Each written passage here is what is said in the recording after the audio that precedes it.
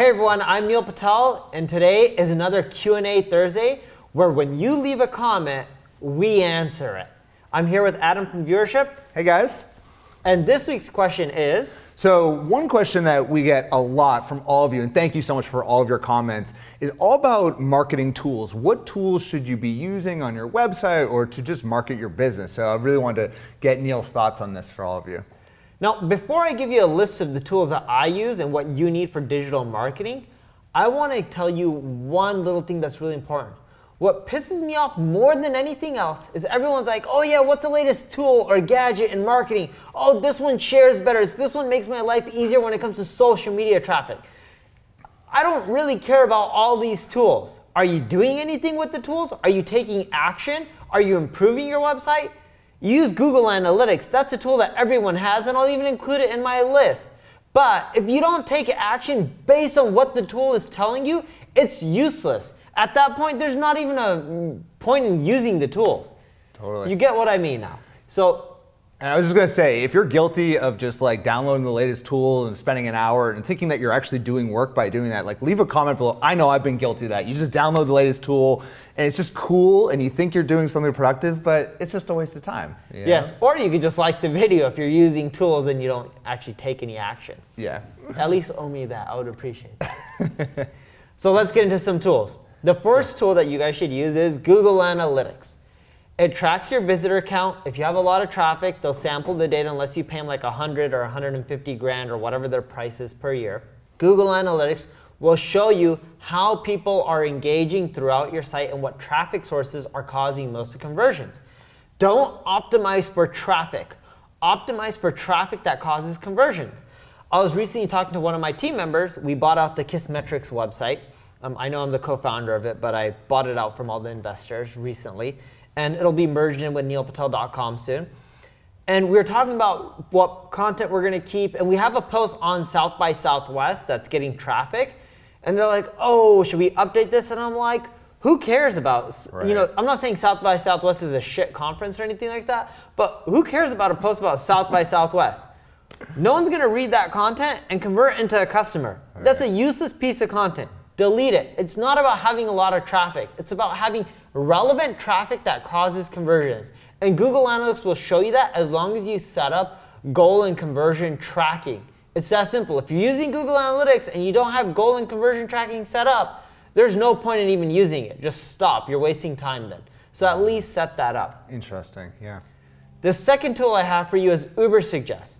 You're gonna wanna get rankings. You're gonna want more search traffic. It's the most consistent traffic that you'll get. Yes, social media traffic is easier and quicker to get, but Google's algorithm updates aren't as crazy as Facebook's. It won't be where one day you're getting 300,000 visitors from Facebook organic reach and the next day getting 10,000 visitors. Google organic traffic is very, very consistent. So use Ubersuggest, type in the keywords that you're getting traffic from already that are driving conversions, and it'll show you more that you could be going after from a paid perspective and organic perspective that'll help boost your overall conversions and sales. The third tool I have for you is Google Search Console. We love doing this internally where we take Google Search Console, we log in, we look at all the posts, how many impressions they get, how many clicks they get, and the click-through rate. We look for the posts that get less than a 5% click-through rate.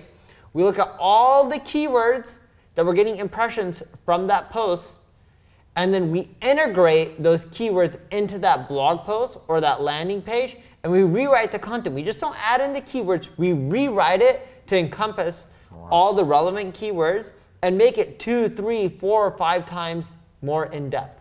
If you look at one of the posts on the Neil Patel blog, about Instagram followers and just growing your total Instagram follower account.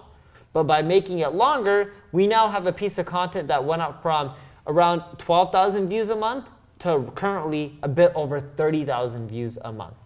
And we don't just rewrite any post. We use the Google Search Console data to look at click-through rate. Right. In addition to that, we double check and make sure those URLs are driving conversions based off of Google Analytics data. So when you combine them both, at least you're focusing on increasing the traffic from blog posts that drive sales. That's a really important part that most people forget. Definitely. And I feel like just looking at like the way marketers do business, like a lot of us just focus on new content. I know I got stuck into that before I started work. It's like, it's shiny. You got this new idea, like this new concept. I want to write about this. But honestly, when you go back, like your team did for me, they go back and they're like, dude, focus on these 4 blogs. Just update these. And it went from like 1,000 uniques to like 5,000 the next month just by doing that one thing. And it's just amazing. It works well. Yeah, you don't have to necessarily create new content. You can go back, update old content. No, and that's the mistake. When you keep creating new content, after a while, let's say you blog for a year and you create a new piece of article each and every single day. Yeah. What happens? I mean, you're overlapping throughout your website. And when you overlap, what happens is Google is confused. Hey, you got 50 posts on SEO or 50 posts on link building. We don't know which one should rank for link building. By consolidating and having less content pieces and only having one page per topic, you get way more traffic. Right. And what's one website where you Google for anything, they rank? I don't know, YouTube? YouTube, but that's owned by Google. Wikipedia? Wikipedia, there you go, you got it. So Wikipedia ranks for pretty much everything. Have you ever been on Wikipedia and noticed that they had 20 pages on the same topic?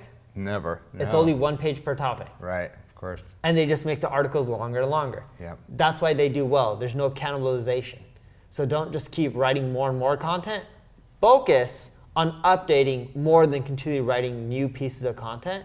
If you're going to write new pieces of content, it should be on ones that are on new topics that you haven't already covered. Or you could do content clusters where you have an overarching topic, then different subtopics of link building. That's true. So the point David's making, and we do this as well, when we write multiple articles on SEO, let's say there's SEO, link building, on-page SEO, audits, competitive analysis, we'll do content clusters where you'll have like a main article on, let's say, what is SEO or SEO overview, and then we link to other articles that break down specific things. That's called content clustering, and that works really well. But we wouldn't have 2 or 3 articles that talk about the beginner's guide to SEO, then the next one, what is SEO? The next one, the newbie's guide to SEO. Do you see how that's too much overlap? You want to make sure you break it down into different segments. Now going back to tools, we covered 3, a few more that I love using. Crazy Egg. Crazy Egg shows me how people are engaging with my website, how far they're scrolling, where they're clicking. It allows me to take that data, and within Crazy Egg, you don't have to be a developer, you don't have to be a designer. You can adjust your page and run A/B tests to maximize your sales. Because it's not just about getting traffic, it's about converting those visitors into conversions. Another tool that I love using is called Subscribers.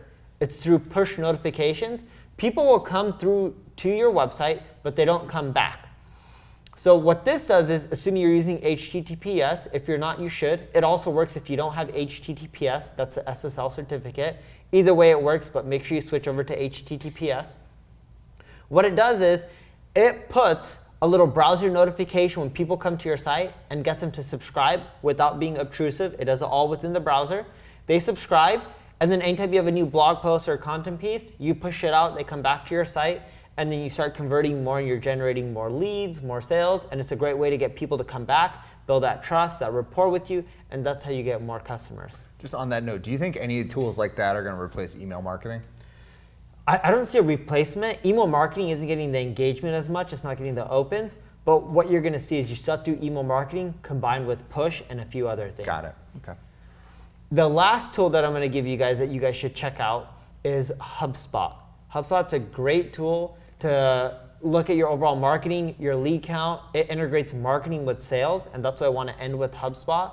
I love it, I use it. And sure, some people may say, hey, there's other tools that do this or that. HubSpot has a lot of free plans, and they have some startup plans, which is very entrepreneur friendly. Mm-hmm. And best of all is they keep adding more and more stuff for free. So why not? They're a huge billion-dollar company. They're trying to crush their competitors, so they're just releasing a lot of stuff for free. So hey, that's for your benefit. There it is. They're the foundational tools. So I guess I'm not going to sit at home anymore just tinkering with like random tools I find. I'm going to focus on those. Those are amazing. Yes, and don't just focus on them. As I mentioned earlier on, and even Adam knows this, you got to take action. Make it happen. Yeah. Use Google Search Console, your traffic increased, you updated your content. Definitely. If you use Search Console and you looked at the data and you never update your content, what would happen with your traffic? Nothing.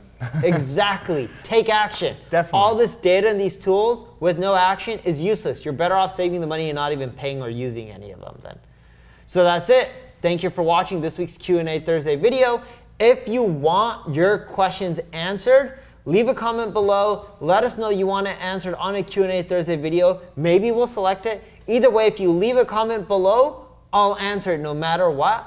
Please like, share, review, whatever it is, this video. The more people that know about it, the more people I can help, the happier I'm gonna be. As you can see, I don't promote my services or anything from my content.